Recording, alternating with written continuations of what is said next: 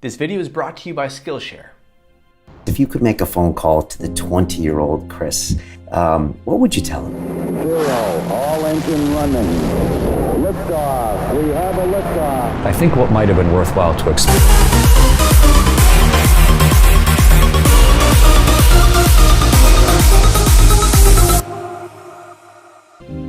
I didn't know that then.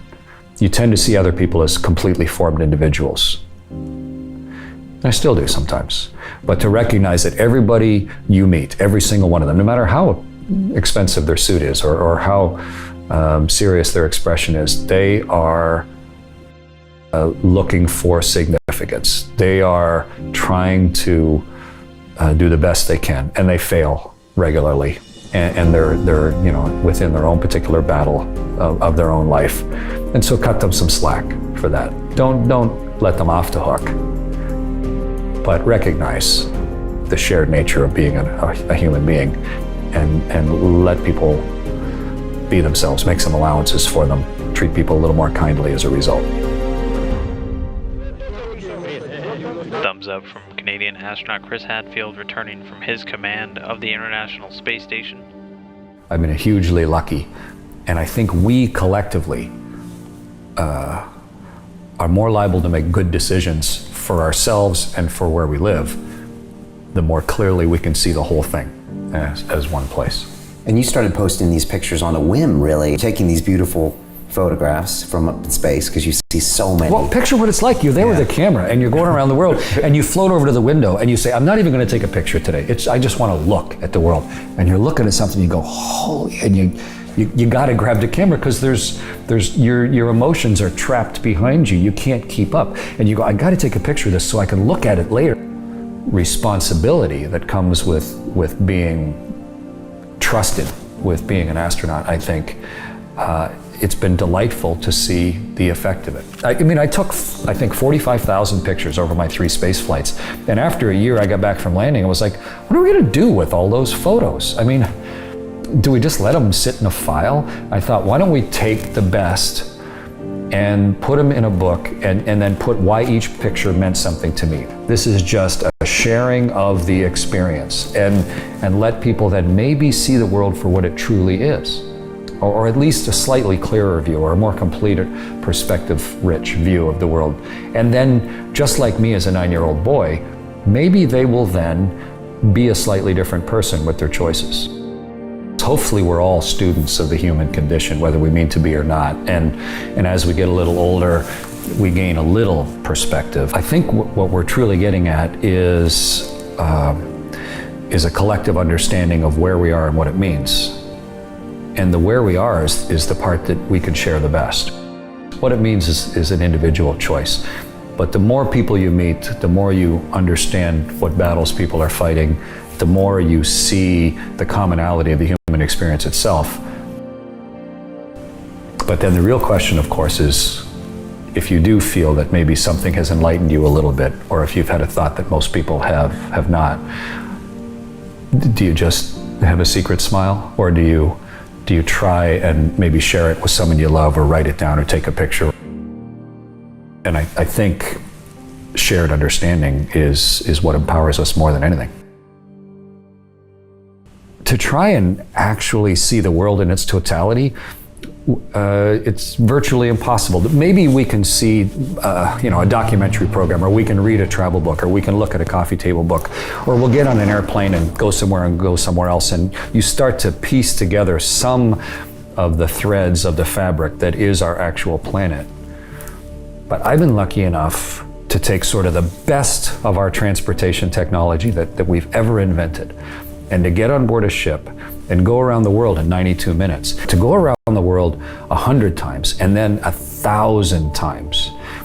And not just going around the world, but around the world 16 times a day where it turns underneath you. So every circumnavigation is like another voyage of discovery. And the angle between you and the sun and the world, because of your speed, is constantly changing. And the seasons are changing. I went from one side of the sun to the other, right across the solar system while I was on the space station, right around it. So you saw winter and summer swap ends on the world. And so each time around, you see the world slightly more for what it is, more clearly. And somewhere along the way, in one of those thousands of orbits, I think you fundamentally, I don't know if it's shift or deepen or both, but you start to see the world as what it actually is.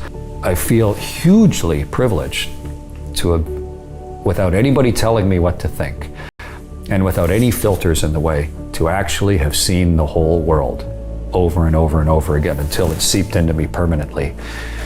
And it doesn't necessarily give me any outlandish insight or any outlandish imperative to change the world, but I think it does give me a perspective that I feel compelled to try and share, to try and let as many other people. I was there on behalf of a lot of people. You know, it took a lot of lucre to build that rocket ship and accelerate my body to 8 kilometers a second and let me stay there. And so I feel a responsibility to do my best to let other people see what's beyond their room based on the things that I've seen.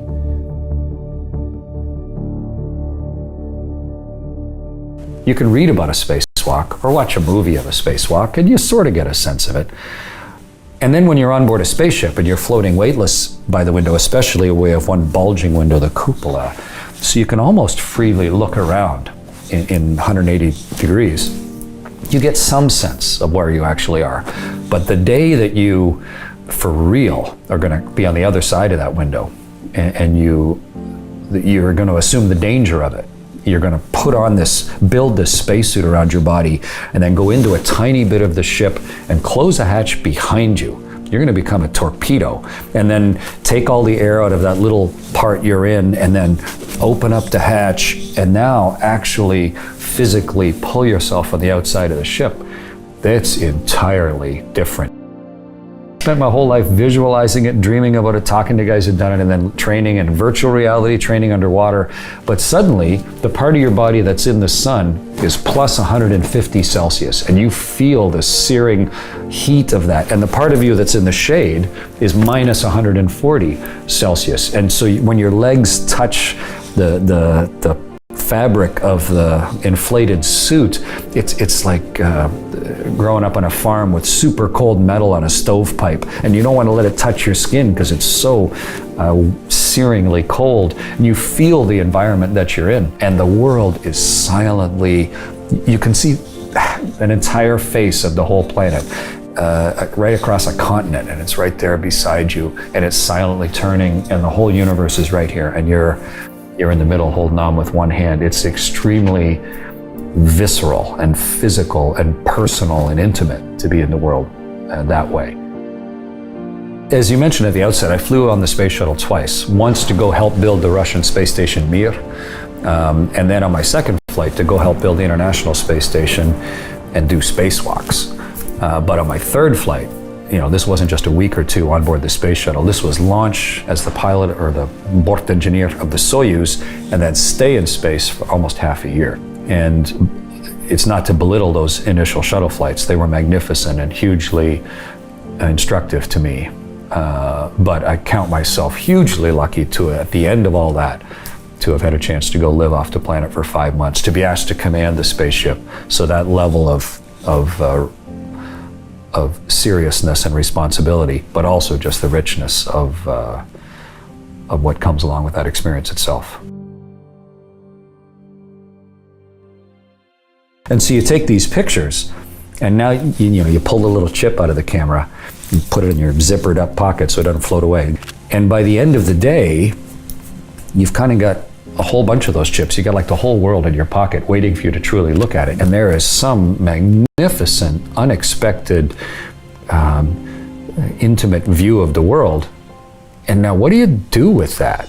And the beauty now of the space station and social media is that I could just go and honestly write what I was thinking and hit send, and then just turn it loose to anybody who might also be curious about the world. And it was delightful to see the reaction, to see how many people, millions by the time we landed, who were also delighting in what that technological invention allows us to see about ourselves. This video is brought to you by our friends at Skillshare. Who doesn't want new skills, right? Whether you're looking to start a business or simply want to develop yourself, look no further than Skillshare. Skillshare is an online learning community with over 25,000 classes that cover more skills than you can imagine, from project management to marketing and everything in between. You name it, Skillshare has it. Don't waste another moment towards improving yourself. The first 1,000 people that click the link in the description below this video will get a 2-month free subscription to Skillshare's entire library of courses. We're talking 60 days of access to thousands of courses on whatever topic you choose for no money at all. Just click the link and join the class for you.